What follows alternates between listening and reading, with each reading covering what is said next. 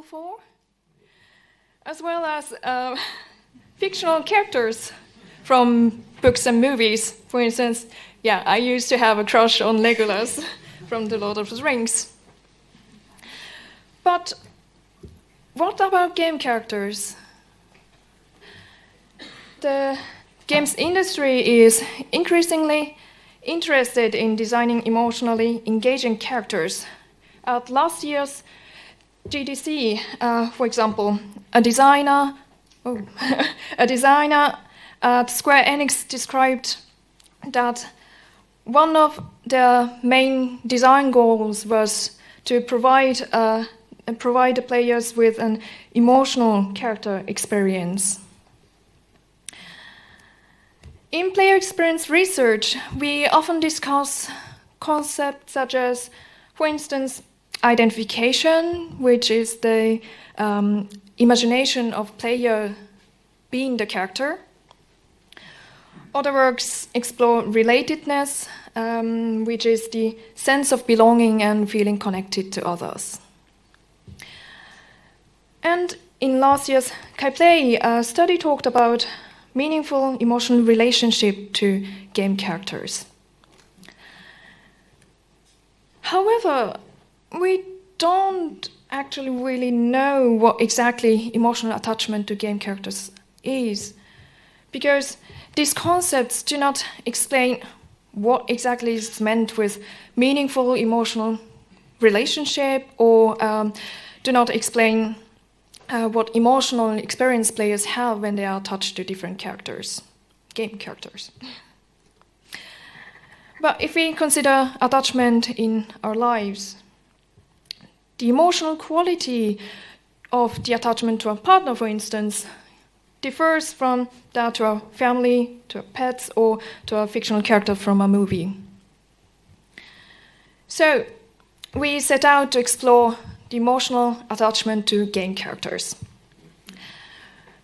We conducted an online survey where 213 players described a character they really like. We included 8 open answer questions to explore what emotions players experience and whether there are different forms of emotional attachment. To find it out, we conducted inductive thematic analysis on our dataset. What did we find? We identified 7 different forms of emotional attachment, each characterized by different emotions. This is our final thematic map, which you can also find in our paper. Today, I will focus on 3 attachment forms more in detail. For the rest, please refer to our paper. The first theme we called cool and capable. In this theme, participants emphasized how empowering playing these characters felt. For instance, this participant explained that playing as Bayonetta made them feel badass, in control, powerful, and free to amuse themselves.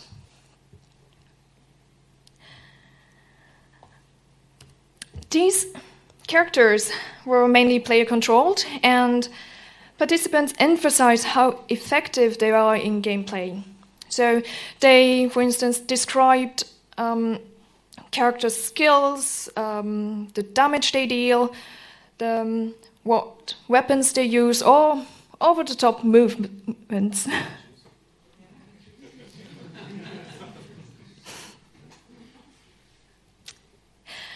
Another theme we identified was admire paragon. Similar to the previous theme, these characters were strong in gameplay too.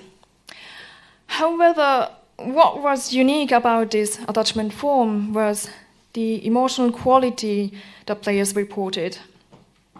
Players professed admiration, awe, and amazement for these characters for perceived virtues they embodied. For instance, the same participant further explained that she admires Yuna from Final Fantasy X for her strength and kindness in any situation.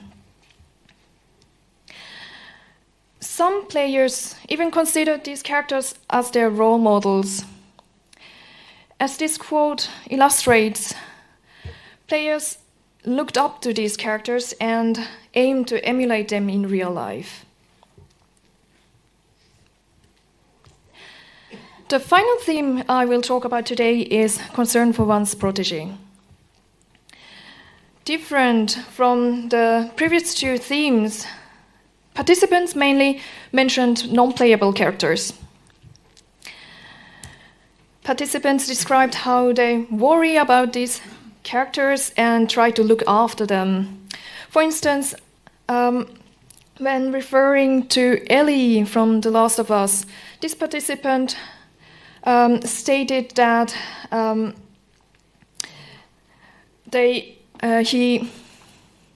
he worried and he felt responsible and cared for her well-being.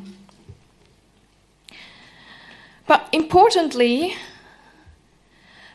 even though these characters were more vulnerable than the player character, participants explicitly stated that they were not a burden. So they did not get into players' way, but rather they were supportive or sometimes even helped the player.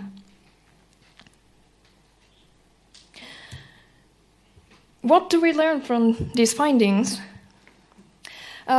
Firstly, our findings show that identification matters only for some of the attachment forms, such as wanting to be more like the admired paragon. This suggests that the concept of identification might not always be relevant when analyzing game character attachment.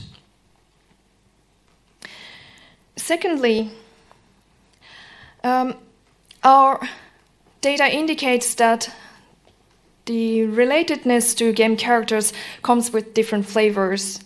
So, while all participants reported a sense of relatedness, the emotional quality varied considerably. So, for instance, feeling empowered when playing as Bayonetta, or feeling worried for Ellie and caring for her well-being. As such, these insights enable a more nuanced evaluation of character attachment and may also inform game design to envision a specific emotional character experiences. And finally, our work also raises several new research questions about other types of possible emotional character attachment forms, which are worth exploring in future work. Thank you very much.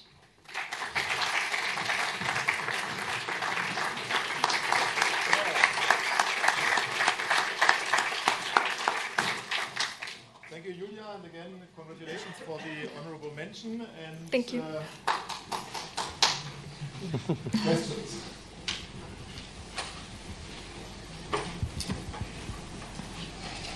They're scared. There was a question.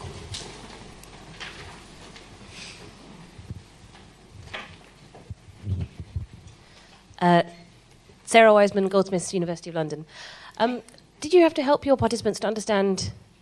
How did you help your participants understand what emotional attachment meant? So, for example, the participant who reported on their feelings towards Bayonetta, I would not have ordinarily called that emotional attachment. I'm not saying it isn't, but I'm just wondering how your participants understood what you meant by emotional attachment, or whether they helped you understand what it meant. So we actually asked, we phrased the question as to report about a character they really like or really liked in the past. So we didn't directly ask participants about emotional attachment they have with characters. So these participants, we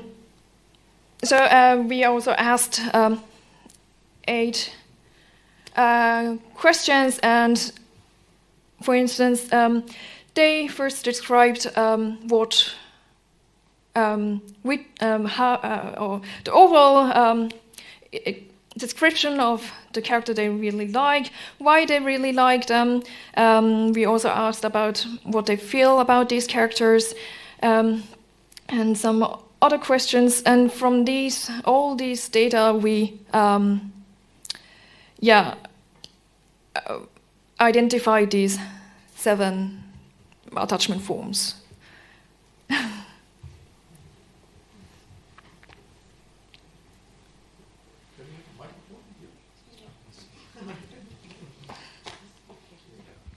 Hiya, Joe Yacovidis from the University of York in the UK. Thank you for that, it's really interesting. I was just wondering, were there characters that just kept coming up that people... I'm just wondering if you could say if that did happen, and if it did, what do you think that means for emotional attachment? Do you mean characters that were frequently mentioned? Like, okay. was Bayonetta mentioned once, or was Bayonetta mentioned like several times? That's kind of... Yeah, there were characters that were mentioned several times, of course. And we also found some patterns, kind of. For instance, Ellie, she, or Clementine also. These kind of characters were only mentioned in within the concern for one's protege theme. And so I prepared some other slides. So yeah, for instance, these were typical for concern for one's protege, or characters like Aloy or Link, which were more typical for my paragon. But yeah. Just a quick follow-up, if I may. Just, were there any that it was the same character but very different forms of emotional attachment, or was it relatively similar patterns? I'm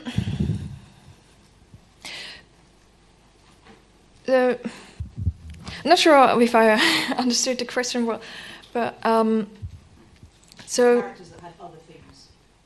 okay, they were mentioned across different. Yeah, okay. Yes, there were also such characters. Link was one of them. I put as a typical character of Admiral Paragon here, but he was also mentioned in colon-capable theme, or some other themes too. Yeah. Hi, Regan Magic, University of Saskatchewan. Researchers often talk about there being a nice tension between being able to exhibit agency through a character and in narrative-based games in particular, feeling empathy for a character, and sometimes those two things can't really coexist very well. And I'm wondering if in your study, if people were looking through either of those lenses, or if you found kind of a mashup, or was it really primarily like an agentic view of character attachment?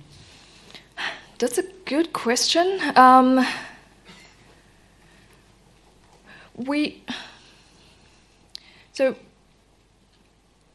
didn't specifically look into that, but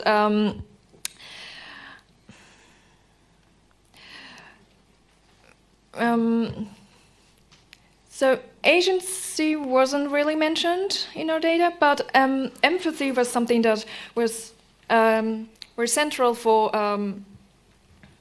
the sympathic alter ego on the far right side. For this theme, it was very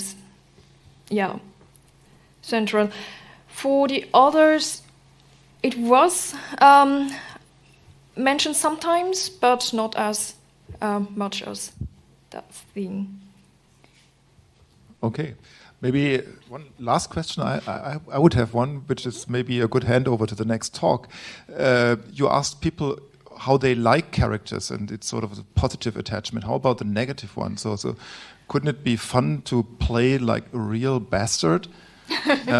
So where you sort of hate that character? That's an interesting question. So first, we didn't ask. So we asked about a character they really like. So we didn't see a character they hated or didn't like them, I should say.